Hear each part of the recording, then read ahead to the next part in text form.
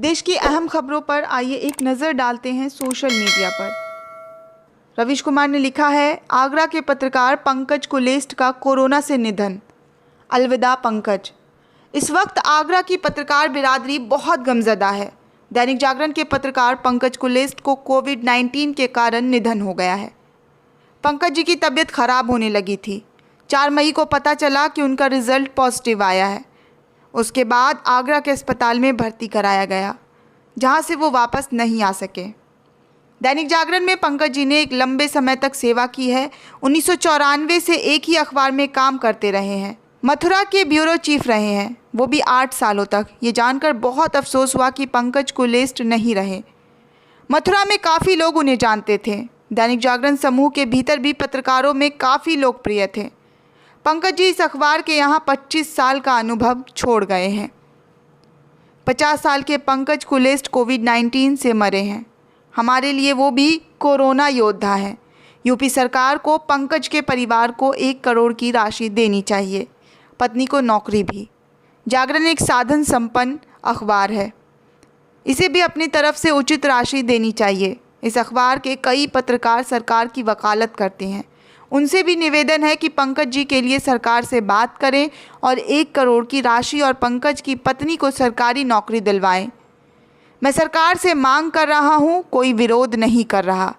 आगरा में और भी पत्रकार कोविड-19 से संक्रमित हैं। उनके शीघ्र स्वास्थ्य लाभ की कामना करता हूं। आगरा और मथुरा के पत्रकार और पाठक बेहद उदास होंगे। समझता हूं पंकज जी मथुरा जागरण में 8 साल ब्यूरो चीफ रहे हैं। जागरण को पंकज जी के निधन की खबर सिर्फ संक्षिप्त सूचना के तौर पर नहीं छापनी चाहिए थी।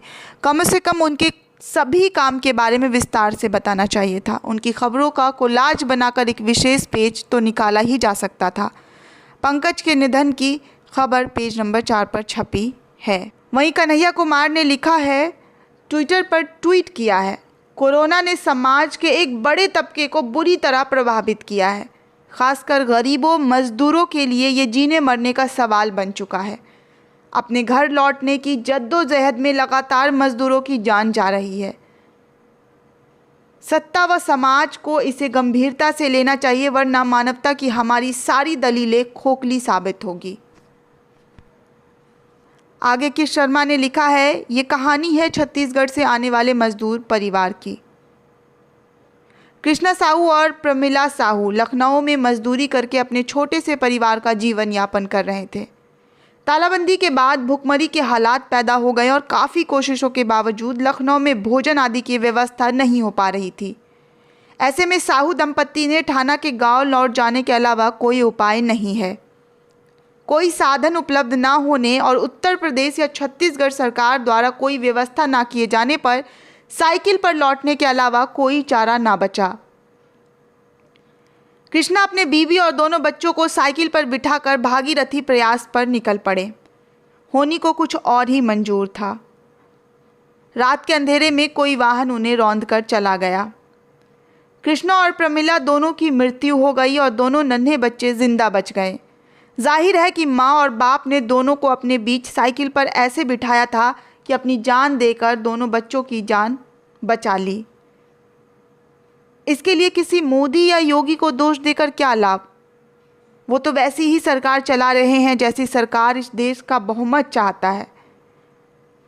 आगे श्याम मीरा सिंह ने लिखा है, प्रधानमंत्री के गुजरात से बेहद घृणित करने वाली खबर आ रही है। टीवी 9 गुजरात चैनल ने अपने एक रिपोर्ट प्रसारित की है जिसमें प्रवासी मजदूरों को टिकट बेचने में दलाली खाई जा रही है। रिपोर्ट में एक्सपोज किया गया है कि कैसे रेलवे अधिकारियों और सूरत नगर निगम के अधिकारियों ने टिकट में दलाली के लिए सांठगांठ की है, जिसमें बीजेपी के लोकल नेता दलाली खा रहे हैं। राजेश वर्मा नाम के एक बीजेपी का नेता है जो म्यूनिसिपैलिटी के काउंसलर अमित राजपूत के साथ मिलकर टिकट बेच रहा है। ये एक पूरा रैकेट है जो ब्लैक में टिकट बेचने का काम कर रहा है। गुजरात से झारखंड जाने वाली टिकटों को 2-2 हज़ार रुपये में बेचा जा रहा है, जबकि इनकी सामान्य कीमत 1,000 रुपये होती है। खबर आ रही है कि मजदूरों के एक समूह से बीजेपी नेता राजेश वर्मा ने 1,16,000 रुपये ऐंठ लिए हैं। जब एक प्रवासी मजदूर ने टिकटों के डबल पैसे लिए जाने का विरोध किया तो बीजेपी नेता ने मजदूर की इतनी पिटाई की कि सर ही फूट गया। एक दिन पहले ही इकोनॉमिक टाइम्स पर एक रिपोर्ट आई थी जिसमें बताया गया था कि किस कदर ट्रेन टिकट हासिल करने की पूरी प्रोसेस को हैट्रिक प्रोसेस बना दिया गया है। मज़दूरों को पहले रजिस्ट्रेशन करवाना पड़ता है जिसका अप्रूवल रिसीविंग स्टेट के द्वारा दिया जाता है। सोचिए, अनपढ़ मज़दूर जो ईंट भट्टों में काम करते हैं, जो लेबर का काम करते हैं, मंडियों में काम करते हैं, कैसे कैसे रजिस्ट्रेशन करवा पा रहे होंगे। टिकट कंफर्म हो जाने के बाद मज़दूरों को मेडिकल भी करवाना होता है। मेडिकल करवाने में बड़े स्तर पर धांधली की खबरें भी मीडिया में आ रही है। इस पूरी प्रक्रिया के बाद जाकर मज़दूरों को ट्रेन की टिकट मिल पा रही है। आप सोचिए, महामारी के इस समय क्या मज़दूरों को घर पहुंचाने की जिम्मेदारी सरकार की नहीं बनती थी? 45 दिन से अधिक हो गया है। बिना कमाए कितना पैसा बचा होगा मज़दूरों पर, आप कल्पना भी नहीं कर सकते। मज़दूर क्या क्या बेचकर टिकट का इंतज़ाम कर रहे होंगे। ऊपर से सरकार के चमचों ने मज़दूरों का खून पीना भी शुरू कर दिया है। ये बेहद घृणा भरने वाली खबर है। अब हाथ कांपते हैं कोई भी खबर लिखने में। आगे श्याम मीरा सिंह ने फिर से लिखा है, मोदी जी ने तो पहले ही हिंट दी थी कि फ़ंड का नाम पीएम केयर्स है, तो अब उसका पैसा प्रधानमंत्री की केयर में ही जाएगा ना। उन्होंने कब कहा कि फ़ंड का नाम पीपल केयर्स है? सो नागरिकों पर खर्च करें। ऐसे ही मोदी जी ने चुनावों से पहले हिंट दी थी कि मित्रों, घर घर में बांस करूँगा, और आप लोगों ने विकास समझ लिया। इसमें मोदी जी क्या गलती है? मोदी जी ने तो अपना फ़ायदा निभाया ना। यदि घर घर ना पहुंचा हो तो बताइए। आगे फेक अतीक किदवई लिखते हैं, जलना से औरंगाबाद जा रहे 16 मज़दूर मालगाड़ी से कटकर मर गए। जैसा कि कहा जा रहा है कि 30 किलोमीटर चलने के बाद वो थक गए और पटरी पर ही सो गए और फिर ये हादसा हो गया। ये सच है कि थकने पर नींद आती है या आदमी बेखबर सो जाता है? ये एक तरह की सामूहिक आत्महत्या भी हो सकती है, लेकिन इस पर विश्वास कम ही होता है। जहाँ तक मुझे लगता है वो पटरी पर पैदल चलते आ रहे होंगे और रास्ता में उन्हें कोई ट्रेन नहीं दिखी होगी, इसलिए उन्होंने सोचा होगा कि ट्रेन नहीं चल रही है, लिहाजा पटरी पर सोया जा सकता है। सवाल ये है कि दोषी कौन है? यूँ तो कह सकते हैं कि क्यों पटरी पर सो रहे थे, लेकिन इस पर कौन जवाब देगा कि वो इतनी दूर से पैदल क्यों आ रहे थे? सवाल बहुत है, पर मुझे याद है ये कोई आज का मसला मसाइल नहीं है। कमीनापन तो उस वक्त भी दिख गया था जब वो गरीबी में किसान फांसी लगा रहे थे। आपने कहा मिडिल क्लास उनसे ज़्यादा परेशान है, लेकिन सुसाइड नहीं कर रहा। जब सारे किसान दिल्ली में इकट्ठा हुए हैं तो ये क्या कर रहे थे? मल्टीमीडिया मोबाइल रख रहे हैं, बिस्लरी यूज़ कर रहे हैं। सिर्फ सत्ता की दलाली में इतने असंवेदनशील हो गए हैं कि इस तरह की बातें करने लगे हैं। जब 10,000 किसान इकट्ठा होगा तो उसमें ऐसा भी किसान होगा जिनके पास 4 गाड़ियां होंगी और ऐसे भी होंगे जिनके पास खाने को कुछ नहीं होगा। नज़र नज़र की बात है। आप क्या देखते हैं? मल्टीमीडिया मोबाइल दिखा, लेकिन वो औरत नहीं दिखी जिसके पैरों पर छालों से जख्म हो गए थे। मैं कह रहा हूँ लॉकडाउन ज़रूरी था, लेकिन ये सोचना चाहिए था कि महीने भर बिना काम धाम के कैसे मज़दूर जिएगा। शुरू में तो एक बिस्किट का पैकेट लेना बाहर निकल गए तो पुलिस तो बिल्कुल तानाशाह बनी थी।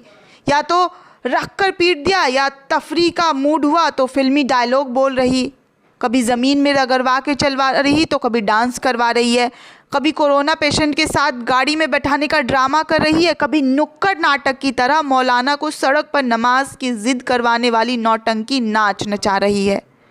जब 500 पॉजिटिव थे तो बिल्कुल कर्फ्यू बना दिया। आज 50,000 है तो सब भूल गए। मैं खुद एक मज़दूर होता तो पैदल चल देता, क्योंकि किसी के खाने देने से पेट नहीं भर जाता। खाना सिर्फ सेल्फी के लिए होता है। वो शुरू में मदद वाले जो प्रोग्राम चलाते हैं, वक्त के साथ सब ख़त्म हो जाता है, उसके बाद कोई सुध नहीं लेता। मुझे सरकार पर भरोसा नहीं। 1.5 महीना किसी जगह पड़ा रहूं और वो भी बिना काम के, तो मुझे खाना मुहैया कौन कराएगा? या बिना काम किए मालिक खाना देता रहेगा? निहायत बेवकूफ़ है जो ऐसे सोचते हैं। सबसे बड़ा डर अंधविश्वास होता है। जब आपके अकाउंट में 0 पैसे हो, जेब में 100 रुपये ना हो, अपने गांव रिश्तेदार करीबियों से दूर इस भरोसे पर कि लोग अनाज दे देंगे, सरकार खाना दे देगी, पागलपन के सिवा कुछ नहीं है। वाकई कष्ट उठाकर गांव चले जाएंगे, वहाँ चटनी रोटी खाकर जिंदा रह लेंगे, यहाँ कीड़े मकोड़े की तरह मरने से बेहतर है। ये जो मज़दूर लौट रहे थे ये भोले लोग थे, वरना बहुत से मज़दूरों की तरह पहले ही चल दिए होते, लेकिन इन्हें सरकार पर भरोसा था। इन्होंने अपनी तरफ से कोशिश की, लेकिन कितने दिन काट सकते थे। ये बात याद रखिए, जो जितना कष्ट झेलकर गांव गया है वो उतनी ही मुश्किल से शहर आया होगा। अगर सरकार उन्हें सहूलियतों के साथ पहुंचा देती तो उन्हें सरकार और शहर पर विश्वास होता और सामान्य होने पर जल्दी शहर लौटते। पर अब मुश्किल है। गांव वालों ने तो ताने दिए होंगे, कमाने गए थे शहर, देखो किस हाल में लौटे हो। इससे बेहतर है यहीं चटनी रोटी खाते। मैं हमेशा कहता हूँ सरकार के हर काम गलत नहीं होते, लेकिन इनका तरीका कभी कभी सही नहीं रहा। फिल्मी हीरो की तरह तुरंत फरमान सुनाने की आदत है। एक बार भी गरीबों की ज़िंदगी के बारे में सोचकर सिस्टमैटिक तरीके से काम नहीं करते। बाद में वही सब काम करेंगे, कभी ट्रेन चलाएंगे, कभी रोकेंगे, कभी किराया लेंगे, कभी कहेंगे जो फंस गए हैं वो लाए जाएंगे, कभी कहेंगे जो काम कर रहे हैं वो वहीं रहेंगे। कुल मिलाकर कुछ भी प्लानिंग से नहीं करते। मेरी बड़ी जिज्ञासा है कि ये बात जानने कि आखिर इतने अनोखी अनोखी योजना कौन देता है।